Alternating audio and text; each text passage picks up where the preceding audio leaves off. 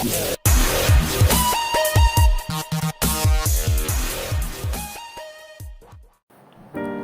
everyone, I welcome you all to the Sahas Institute for 11th-12th Commerce, FY/SY/TY BCom, CA and CS all level.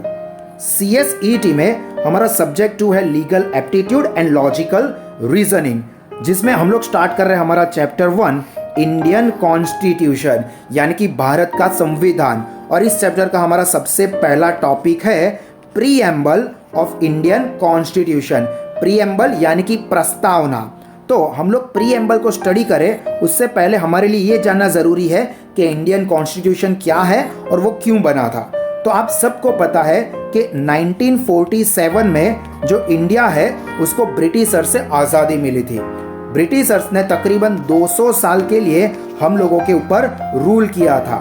और ये 200 साल पहले जो पूरा India था वो अलग अलग राजा रजवाड़ों में बटा हुआ था और वो अलग अलग एरिया को वो लोग अलग अलग जो राजा थे वही कंट्रोल कर रहे थे। अब हमारे फ्रीडम फाइटर्स ने काफ़ी स्ट्रगल करके अल्टीमेटली 1947 में भारत को अंग्रेजों से आज़ादी तो दिला दी, पर उस वक्त हमें बिल्कुल भी ये पता नहीं था कि हम हमारे देश का, भारत जिसको महान देश बोलते हैं, उसको कैसे चलाएंगे, उसको आगे कैसे ले जाएंगे, उसका ग्रोथ, लोगों का ग्रोथ कैसे होगा, ये उस वक्त हमारे पास विजन नहीं था।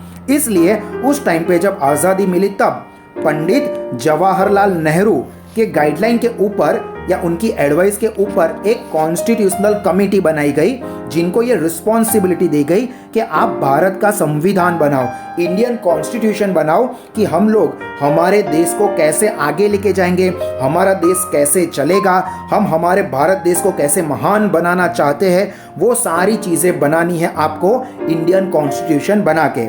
जो आपको पता है कि ये इंडियन कॉन्स्टिट्यूशन बनाने में जिनका सबसे बड़ा हाथ था वो है डॉक्टर बाबा साहेब भीमराव अंबेडकर, जिन्होंने हमारे कॉन्स्टिट्यूशन की रचना की थी। अब ये पूरा इंडियन कॉन्स्टिट्यूशन एक बहुत ही बड़ी बुक है। अब इसको एक शॉर्ट पार्ट में हम समझे तो बनता है इंडिया का कॉन्स्टिट्यूशन का प्रीएम्बल। कि ये प्रीएम्बल अगर हम लोग समझ लेंगे तो हमको बेसिकली पता चल जाएगा कि हमारा इंडियन कॉन्स्टिट्यूशन क्या है और हम हमारे देश को किस तरह से डेवलप करना चाहते हैं। तो ये प्रीएम्बल या फिर प्रस्तावना, it is a part of Indian constitution. देखो एमसीक्यू के लिए मैंने इंपॉर्टेंट सेंटेंस बोला कि preamble is part of Indian constitution. ये नहीं समझना है कि ये तो प्रस्तावना है, ये तो समरी है, ऐसा नहीं है। It is a part of Indian constitution. और वो प्रीएम्बल में क्या लिखा है, तो we the people of India यानी कि हम भारत के लोग हैविंग सोलेमली रिजॉल्व, मतलब एकजुट होके ये डिसाइड करते हैं। सोलेमली रिजॉल्व यानी कि एक साथ मिलके ये डिसाइड करते हैं टू कॉन्स्टिट्यूट इंडिया। कॉन्स्टिट्यूट यानी कि बनाना, भारत को बनाएंगे हम लोग। कैसा बनाएंगे? सॉवरेन, 5 वर्ड आ रहे हैं, ध्यान से समझ रहे हैं हर एक वर्ड को। Sovereign, socialist, secular, democratic and republic. क्या कहा है? We the people of India having solemnly resolve यानी कि एकजुट होके डिसाइड करते हैं कि हम लोग भारत को बनाएंगे कैसा देश? Sovereign, socialist, secular, democratic and Republic. अब मैं आपको ये हर एक वर्ड का मतलब समझाता हूं। देखो सबसे पहले कहा है सोवरेन। सोवरेन का मतलब होता है इंडिपेंडेंट, मतलब कि हमारा देश किसी का भी गुलाम नहीं होगा, ना ही इंटरनली ना ही एक्सटर्नली, यानी कि बाहर की कोई कंट्री भी हम पे रूल नहीं कर सकती या हमारे देश के ही कोई लोग या कोई ऑर्गेनाइजेशन भी हमको कंट्रोल नहीं कर सकते। हम लोग टोटली आज़ाद है, अखंड भारत, हम सब लोग किसी के गुलाम नहीं है। ये होता है सोवरेन का वर्ड। ऐसा इसलिए क्योंकि कुछ कंट्रीज आप देखोगे तो उसके अंदर कोई पर्सन होता है जो कंट्रोल करते हैं। लाइक फॉर एग्जांपल आप दुबई जो है यूएई कंट्रीज, तो उसमें देखोगे तो प्रिंस होते हैं जो कि वो स्टेट को या वो कंट्री को मैनेज करते हैं, जबकि इंडिया इंडिपेंडेंट है। Then second word is socialist. Socialist का मतलब क्या कि हम समाज के सभी लोगों के, सोसाइटी सोशलिस्ट यानी कि समाज, सोसाइटी, उनके सभी लोगों का डेवलपमेंट करने की कोशिश करेंगे, यानी कि सब लोग इक्वल होंगे, सबको इक्वल अपॉर्चुनिटी मिलेगी आगे बढ़ने की या ग्रोथ करने की, किसी के साथ कोई पार्शियलिटी या कोई भेदभाव नहीं होगा, हम सब लोग इक्वल बनेंगे, यानी कि हम हमारे देश को सोशलिस्ट बनाएंगे और जो पब्लिक प्रॉपर्टी होती है उसकी ओनर गवर्नर होगी, यानी कि गवर्नमेंट होगी, और ये गवर्नमेंट उसको सारे देश की भलाई के लिए यूज करेंगे, मतलब कोई पर्सन या कोई फैमिली को हेल्प करेंगे नहीं, बल्कि पूरे देश को, क्योंकि सब लोग इक्वल होंगे। देन वर्ड आता है सेक्युलर।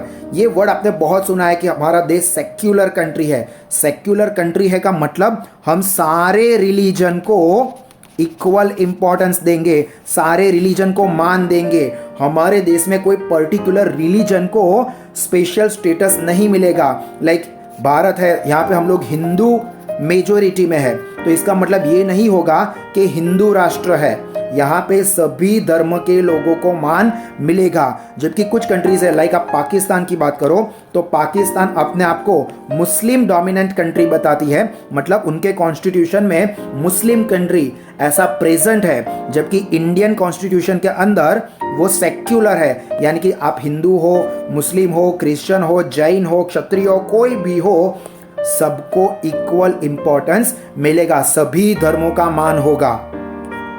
Then democratic. अब ये डेमोक्रेटिक और रिपब्लिक मोर और लेस सिमिलर ही होते हैं। डेमोक्रेटिक का मतलब लोकशाही, मतलब क्या होगा कि हमारा जो देश है वो लोगों के जरिए और लोगों के लिए ही चलेगा, और लोगों के जो वैल्यूज है उसको कंसीडर किया जाएगा। इसलिए हमको पता है कि 18+ एज के जो लोग होते हैं वो वोट दे के हमारे देश को चलाते हैं। हम लोग वोट देके हमारे जो भी एमपीज यानी कि मेंबर ऑफ पार्लियामेंट होते हैं, या एमएलएस यानी कि member of legislative assembly, Lok Sabha या विधानसभा के मेंबर्स होते हैं, वो इलेक्ट करते हैं और वो लोग हमारे देश को चलाते हैं, यानी कि जनता देश को चलाती है। यहाँ पे ऐसा नहीं होगा कि कोई पर्टिकुलर पर्सन या कोई पर्टिकुलर फैमिली देश को चलाएगी। हम डेमोक्रेटिक है, कोई भी चाय बेचने वाला भी फ्यूचर में आगे बढ़ के प्राइम मिनिस्टर बन सकता है, शू पॉलिश करने वाला भी प्राइम मिनिस्टर बन सकता है, डॉक्टर भी प्राइम मिनिस्टर बन सकता है। डेमोक्रेटिक है, लोग जिसको वोट देंगे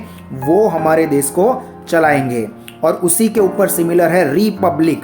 रिपब्लिक का मतलब क्या होता है कि हमारे देश का जो लीडर होगा, यहाँ पे फोकस किया गया है लीडर के ऊपर, वो लीडर डेमोक्रेटिकली चुना हुआ होगा, यानी कि लोगों ने, जितने भी लोग हैं उन्होंने वोट डाल के ये लीडर को चुना होगा, जो लीडर हमारे देश को चलाएगा। जबकि कुछ कंट्री के अंदर क्या होता है कि भाई ये फैमिली मेंबर है, अब ये फॉर एग्जांपल प्रेसिडेंट या प्राइम मिनिस्टर है, अब इनके जाने के बाद उनका जो सन है वही प्राइम मिनिस्टर बनेगा, उसके बाद उनका जो सन या बेटा या है जो कोई भी, वो उस देश को चलाएगा। ऐसा हमारे यहाँ पे नहीं होगा। हम लोग हमारे कंट्री के लीडर को चुनेंगे तो वो रिपब्लिक हुआ, मतलब कोई परमानेंट नहीं होगा।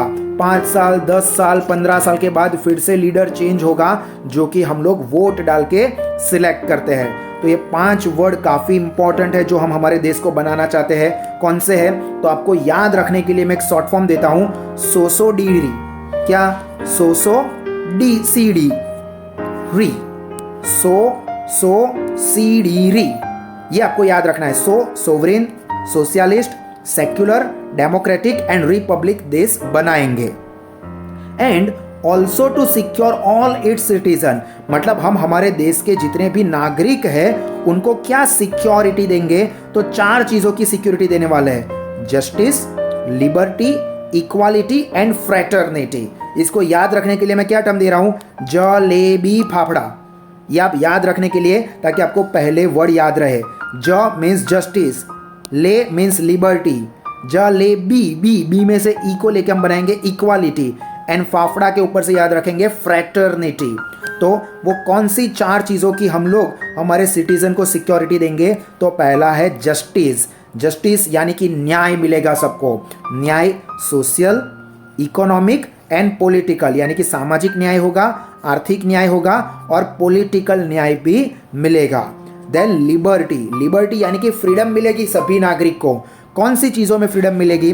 तो फ्रीडम ऑफ थॉट्स, यानी कि सोचने की अभिवृत्ति मिलेगी, आपको आज़ादी मिलेगी कि आपको जो सोचना है वो आप सोच सकते हो।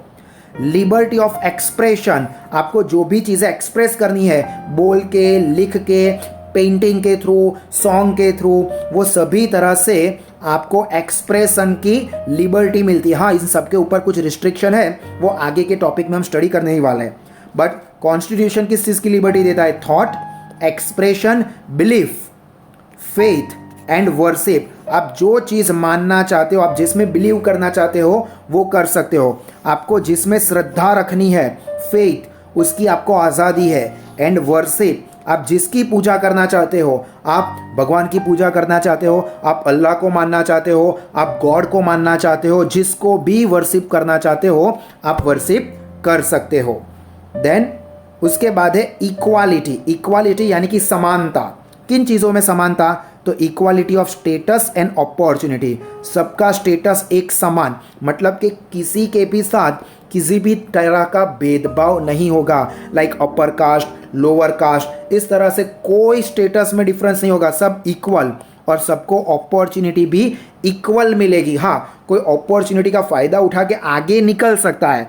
जिसका एक एग्जांपल दूँ तो फॉर एग्जांपल साहस इंस्टीट्यूट के ये सारे स्टडी सेशंस है, वो सब मैं मेरे सारे स्टूडेंट्स को इक्वली देता हूँ। ऐसा नहीं होगा कि मैं कोई स्टूडेंट को इंपॉर्टेंट इन्फॉर्मेशन दूंगा और कोई स्टूडेंट को सिर्फ थोड़ी थोड़ी इन्फॉर्मेशन ही दूंगा। सबको इक्वल अपॉर्चुनिटी मिली। हाँ, उसमें से ऐसा हो सकता है कि कोई स्टूडेंट अच्छे से प्रिपरेशन करके CSET के अंदर रैंक ले आए, कोई स्टूडेंट अच्छा रिजल्ट ले आए, जबकि कोई स्टूडेंट फेल भी हो सकता है अगर वो प्रिपरेशन नहीं करता है तो। बट अपॉर्चुनिटी सबको कैसे मिली? Equal. And promote among them, मतलब ये इक्वालिटी को हम लोग प्रमोट करेंगे।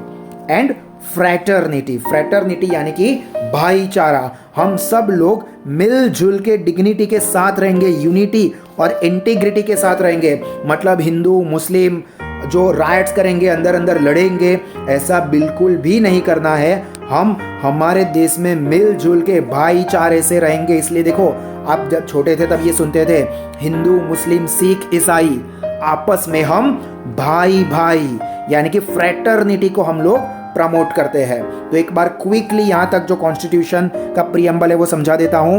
We the people of India having solemnly resolved to constitute India into सोसोसीडीरी, यानी कि sovereign, socialist, secular, democratic and republic, and also secure all is citizen. चार चीजें, जलेबी फाफड़ा याद रखना है, जलेबी फा मतलब justice, social, economic and political, liberty of thought, expression, belief, faith and worship, equality of status and opportunity, and fraternity assuring the dignity यानी कि मान of the individual and unity and integrity of the nation, यानी कि हम individual person की और पूरे देश की यूनिटी और इंटीग्रिटी को मान देंगे, और कोई भी पर्सन हमारे देश की इंटीग्रिटी को यानी कि यूनिटी को तोड़ने की कोशिश करता है तो उसके ऊपर केस चलता है। And in our constituent assembly in 26th day of November, ये डेट याद रखनी है MCQ के लिए कि ये कॉन्स्टिट्यूशन हमने कब फाइनलाइज किया था? 26 नवंबर 1949। याद रखना कि ये एप्लीकेबल हुआ था 26 जनवरी 1950 से, जिसको हम रिपब्लिक डे, प्रजासत्ताक दिन के तौर पे सेलिब्रेट करते हैं, क्योंकि उस दिन से हमारा ये इंडियन कॉन्स्टिट्यूशन एप्लीकेबल हुआ था, मतलब लागू हुआ था। पर ये बना कब था? उसके 2 महीने पहले, यानी कि 26 day of November 1949। Do here bye मतलब हम लोग इस डेट को क्या कर रहे हैं? इस कॉन्स्टिट्यूशन को एडॉप्ट कर रहे हैं, एनेक्ट कर रहे हैं, यानी कि बना रहे हैं। And give to our self मतलब हम अपने आप को ये कॉन्स्टिट्यूशन दे रहे हैं। तो क्या लिखा है? In our constituent assembly 26th day of November 1949 do hereby adopt यानी कि स्वीकार कर रहे हैं, एनेक्ट यानी एज अ लॉ बना रहे हैं, एंड गिव आवर सेल्फ अपने आप को दे रहे हैं ये कॉन्स्टिट्यूशन। यहाँ पे हमारा प्रीएम्बल खत्म होता है, and preamble is a part of constitution. इस वीडियो को कम से कम 2-3 बार रिवाइज कीजिए और अपने सारे दोस्त, फैमिली मेंबर्स सबके साथ शेयर कीजिए, क्योंकि सबको हमारे कॉन्स्टिट्यूशन के बारे में पता होना चाहिए। हम हमारे देश को कैसा बनाना चाहते हैं और आगे कैसा बनाएंगे, ये अगर आपको पता होगा तो आप भी हमारे देश को और महान बनाने में अपना रोल प्ले कर सकते हो, अपना कंट्रीब्यूशन दे सकते हो। And with that said, I am signing off from this session. जय हिंद, गॉड ब्लेस यू ऑल।